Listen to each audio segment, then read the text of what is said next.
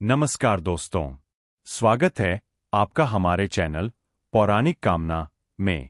आज हम आपको सुनाने जा रहे हैं एक ऐसी कहानी, अद्भुत पौराणिक कथा। भगवान शिव और माता पार्वती के दो पुत्र कार्तिकेय और गणेश के बारे में तो लगभग हर कोई जानता है, लेकिन बहुत कम लोग जानते हैं कि भगवान शिव और माता पार्वती की एक पुत्री भी थी जिनका नाम था अशोक सुंदरी। पौराणिक कथाओं और पद्म पुराण के अनुसार अशोक सुंदरी का जन्म एक दिव्य कल्प वृक्ष से हुआ था। उन्हें सौंदर्य, संतोष और सुख समृद्धि की देवी माना जाता है। अशोक सुंदरी का जन्म कैसे हुआ? पौराणिक कथा के अनुसार एक दिन भगवान शिव और माता पार्वती कैलाश से नंदनवन की सैर करने गए। चारों ओर फैली हरियाली, सुगंधित फूल और दिव्य वातावरण देखकर माता पार्वती अत्यंत प्रसन्न हुईं। तभी उनकी नजर एक अद्भुत वृक्ष पर पड़ी जिसकी आभा बाकी सभी वृक्षों से अलग थी। माता पार्वती ने उत्सुकतावश भगवान शिव से पूछा, स्वामी, यह कौन सा वृक्ष है? तब भगवान शिव ने मुस्कुराते हुए कहा, देवी, यह साधारण वृक्ष नहीं बल्कि कल्प वृक्ष है। यह मन की हर इच्छा पूर्ण करने की शक्ति रखता है। यह सुनकर माता पार्वती ने कल्प वृक्ष की परीक्षा लेने का विचार किया। उन्होंने मन ही मन एक सुंदर पुत्री की कामना की। उसी क्षण उस दिव्य वृक्ष से एक अत्यंत सुंदर कन्या प्रकट हुई। उस कन्या ने माता पार्वती से पूछा, माता, आपने मुझे क्यों उत्पन्न किया है? मेरा उद्देश्य क्या है? माता पार्वती ने प्रेमपूर्वक कहा, तुम मेरे हृदय की इच्छा से उत्पन्न हुई हो। तुम्हारा नाम होगा अशोक सुंदरी। अशोक अर्थात जिसे कभी शोक न हो। इसके साथ ही माता पार्वती ने भविष्यवाणी की कि चंद्रवंश में जन्म लेने वाले महान राजा नहुष से उनका विवाह होगा। असुर हुंडा और अशोक सुंदरी की कथा। समय बीतने के साथ अशोक सुंदरी युवावस्था में पहुंचीं। एक दिन वे वन में तपस्या करने चली गईं।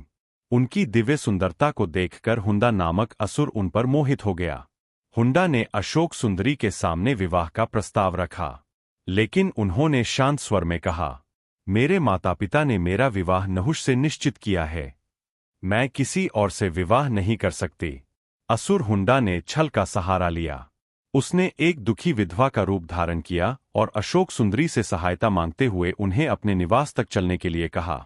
दयालु स्वभाव के कारण अशोक सुंदरी उसके साथ चल पड़ी, लेकिन जैसे ही वे उस स्थान पर पहुंचीं, उन्हें समझ आ गया कि यह किसी विधवा का घर नहीं बल्कि असुर हुंडा का महल है। उसका छल सामने आते ही अशोक सुंदरी क्रोधित हो उठीं। उन्होंने हुंडा को श्राप देते हुए कहा, तुम्हारा अंत उसी नहुष के हाथों होगा जिससे मेरा विवाह होना तय है। श्राप सुनते ही हुंडा भयभीत हो गया और अशोक सुंदरी कैलाश लौट आईं। नहुष ने किया असुर हुंडा का वध। जब हुंडा को यह ज्ञात हुआ कि भविष्य में नहुष ही उसका वध करेगा, तब उसने नहुष को मारने के कई प्रयास किए, लेकिन हर बार वह असफल रहा। नहुष को सुरक्षित रखने के लिए उनके माता पिता ने उन्हें वशिष्ठ ऋषि के आश्रम भेज दिया। वहां नहुष ने शास्त्र और शस्त्र दोनों की शिक्षा प्राप्त की और एक महान योद्धा बने। समय आने पर नहुष ने हुंडा का वध कर दिया और इस प्रकार अशोक सुंदरी का श्राप सत्य सिद्ध हुआ। इसके बाद अशोक सुंदरी और नहुष का विवाह संपन्न हुआ। आगे चलकर उनके पुत्र ययाति हुए, जिनसे यदुवंश और पुरुवंश की परंपरा आगे बढ़ी। इन्हीं वंशों से आगे चलकर महाभारत के कौरव और पांडव उत्पन्न हुए। नहुष का अहंकार और श्राप। राजा नहुष एक पराक्रमी और धर्मात्मा शासक थे। कथाओं के अनुसार जब इंद्रदेव अदृश्य हो गए, तब देवताओं ने नहुष को स्वर्ग का राजा बना दिया। लेकिन सत्ता और वैभव मिलने के बाद नहुष के भीतर अहंकार आ गया। उन्होंने इंद्राणी को प्राप्त करने का प्रयास किया, जिससे क्रोधित ऋषियों ने उन्हें श्राप दे दिया। श्राप के प्रभाव से नहुष सर्प योनि में गिर पड़े। कहा जाता है कि बाद में युधिष्ठिर ने उन्हें इस श्राप से मुक्ति दिलाई। दोस्तों, अशोक सुंदरी, नहुष और असुर हुंडा की यह कथा हमें सिखाती है कि छल, लालच और अहंकार अंततः विनाश का कारण बनते हैं। वहीं सत्य, धैर्य और धर्म के मार्ग पर चलने वाला व्यक्ति अंत में विजय प्राप्त करता है। अगर आपको यह पौराणिक कथा पसंद आई हो, तो वीडियो को लाइक करें, शेयर करें और हमारे चैनल पौराणिक कामना को सब्सक्राइब जरूर करें। हर हर महादेव।